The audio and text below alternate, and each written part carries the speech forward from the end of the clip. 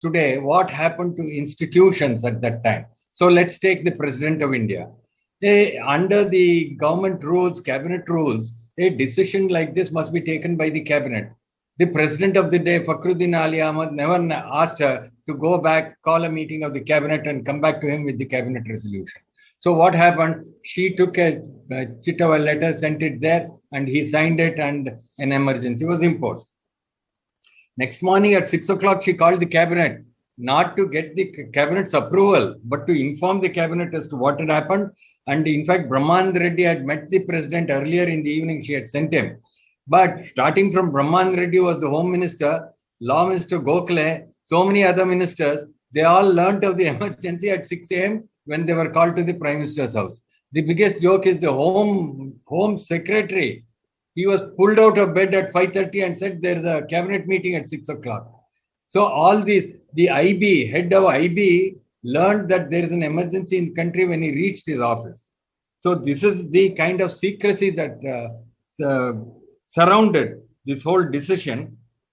And therefore, the absence of democracy, you see, begins at that very moment when you don't consult your cabinet colleagues. And they were just informed and they were all traumatized, terrified when they heard about this. Any squeak and they knew they would also go behind bars.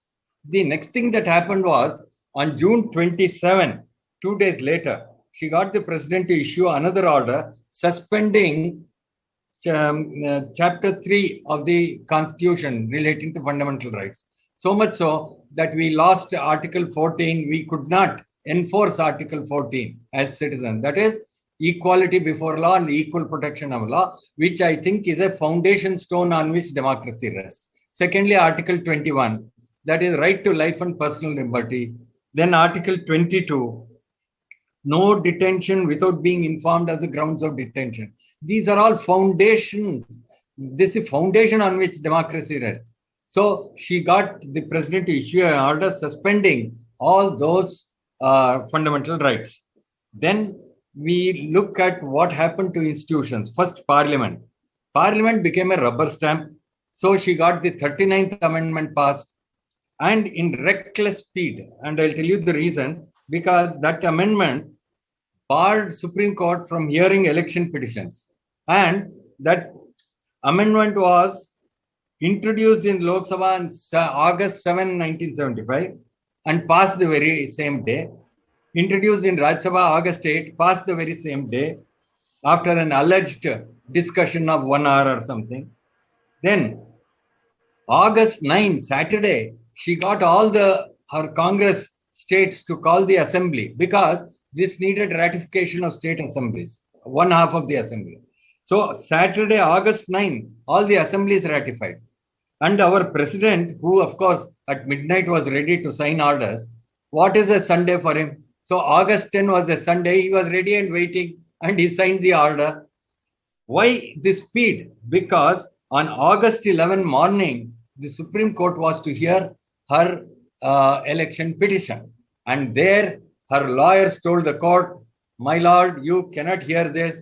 The constitution stands amended, election laws stand amended. So therefore, it is beyond your power to hear this petition. And that is how she got rid of that problem which arose from the Allahabad High Court.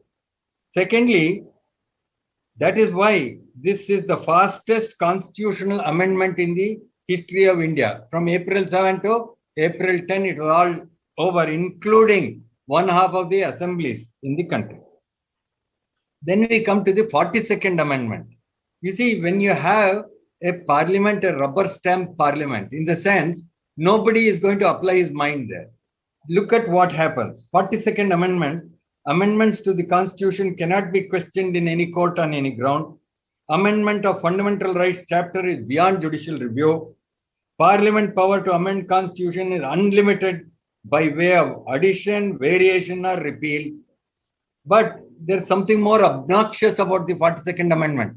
Because you see, this is what Hitler did, when he took charge. What he did was, he took the power to amend the Constitution himself. This is exactly what Indira Gandhi did in the 42nd Amendment, which many people are not aware. She gave the president the power through executive order to amend the constitution for 2 years. This is the most obnoxious thing, because if you look at Article 368, the whole rigmarole, it's a very tedious process. You need 2/3 majority in Lok Sabha, you need 2/3 majority in Rajya Sabha, then you have 1/2 of the states to approve, and it's a very complicated process. She gave the president the power to amend the constitution for 2 years. Second, even more obnoxious, she abolished quorum. You see, under our constitution, for the House to meet, it requires a quorum of 10%. She abolished quorum. So they could meet at 7, 8 in the night. 3, 4 MPs could make law for 700 million Indians. So this is what happened. And the most important was Article 226, the power of the high courts. You see, under Article 226, the writ jurisdiction high courts, she abolished that. This was the 42nd Amendment.